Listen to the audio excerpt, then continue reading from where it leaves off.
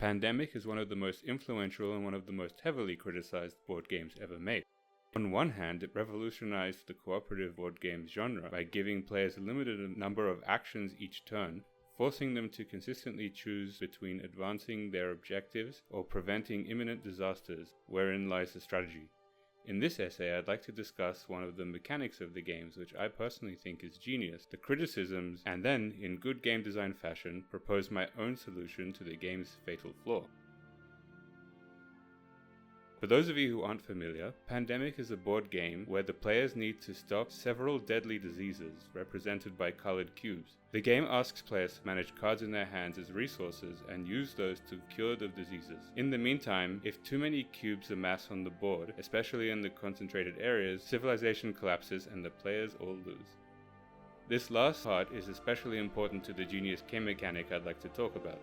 The outbreaks. If you ever need to place a cube in a location that has 3 cubes already, instead of adding a 4th, you add a cube to each adjacent location. At first, this may not sound especially dangerous, especially when you consider that the primary way that they get there is by drawing from a deck of location cards, all of which are unique and get discarded after drawing. But you see, when drawing from this deck, you'll eventually draw an epidemic card, which amongst other things triggers the intensify mechanic.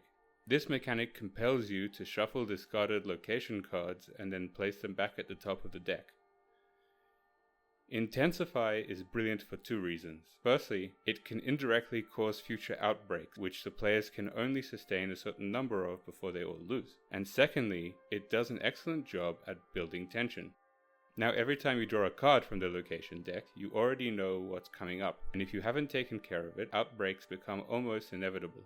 Putting the discarded cards on top of the deck has the additional effect of delaying the next epidemic card from popping up, meaning that the players can take comfort in knowing that they have time to clean up before the next epidemic card. Now, what I find so striking about this mechanic, Intensify, is how thematic it is. It should definitely be intuitive that an infectious disease concentrated in one area will spread exponentially, since spreading causes more sickness, which causes more spreading, which causes more sickness, etc, etc, etc. Pandemic managed to simulate this intuition with cards alone. And now to address the widespread and very valid criticism, that Pandemic is designed in a manner where one player, often known as the alpha player, can essentially play the game for all other players. Consequently, the game becomes a single-player game and loses any form of cooperation. A player could go through an entire game without making a single meaningful decision because the alpha player has already determined every optimal move. The video game adaptation reflects this by having the player simply control all of the pawns on the board and take all of the turns. It has no multiplayer implementation at all. Not only this, but Pandemic has released numerous expansions, and even alternate editions, and none of them address the alpha player issue. Now, there is an argument that Pandemic The Cure, which is an alternate edition to the base game that uses lots of dice in place of cards, manages to mitigate the alpha player issue by introducing push your luck mechanics that allow each player to voluntarily reroll with the potential of a better outcome but with the risk of unwanted side effects. I would argue that even if so, and if the only decision you would make is whether to push your luck or not, the game is still very underwhelming. The aspect of the design that gives rise to the alpha player is due to all the information in the game being shared. On paper, this makes sense. It's a cooperative game, so we all need to cooperate. There's no need to keep our hands secret, and there's no reason to hide information from each other. So the obvious solution seems to be to rule that information needs to be individually hidden, but it's not obvious how that should be implemented without sacrificing fun. So, here are my own proposed house rules that require no added parts. First rule. The hand size limit is increased by 1 card. Second, players must keep their hands a secret. Throughout the game, they are not allowed to pass any indication of the contents of their hands except through the means of these rules. Third rule, between when the players first receive their hands and the first turn starts, a player may choose to place 1 card face up from their hand down in front of them, face up for all to see. Fourth rule, as an action during their turn, a player may choose to either place down a card in front of them as above.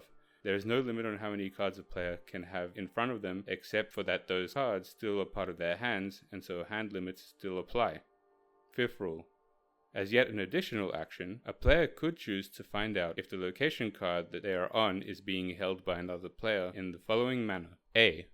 All players raise their fist and close their eyes. B. The active player then says go, and if a player has that card, they quietly stick out their thumb for a few moments before retracting it.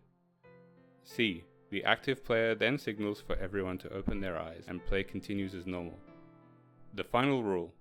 A player may communicate what they would like to achieve on their current or future turn, but not how close they are to that goal or what they lack.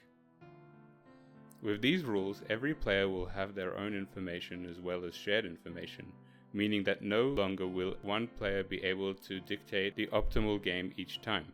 Additionally, these rules create extra fun by allowing information to be an additional game resource that needs to be managed accordingly. Do I spend my actions treating diseases? Do I spend my actions working towards cures? Or do I spend those actions gathering information that could prove just as valuable later? Now naturally, this does increase the difficulty of the board game.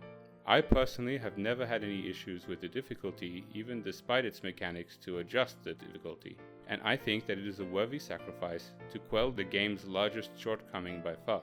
However, if the difficulty does become overwhelming, you could always soften the lose condition by increasing the allowed outbreaks, increasing the disease cube supply, add a certain amount of turns that can be taken after the player cards run out, and etc. These house rules also open the potential for new player cards, like ones that allow you to spend an action for someone else to put down a card, and one that allows the information gained through the second action to become public knowledge. Oh, and speaking of character cards, one last thing that I'd like to touch on before ending off is the Dispatcher card, which is notoriously overpowered to the point where experienced players often mention whether the Dispatcher was used in play when reporting their games due to how dramatically it affects the difficulty. I think that the Dispatcher can be nerfed so that there's no reason to exclude him. Having his ability limited to only a single action on each player's turn should do the trick. Pandemic at its core is a great game, plagued by one fatal design flaw that keeps it controversial in the board games community. I myself really enjoy playing it and its variants despite this flaw, though I do believe that some house rules, such as my own, can go a long way. This may be the conclusion of the video, but not to the discussion. To continue the discussion, please join the Discord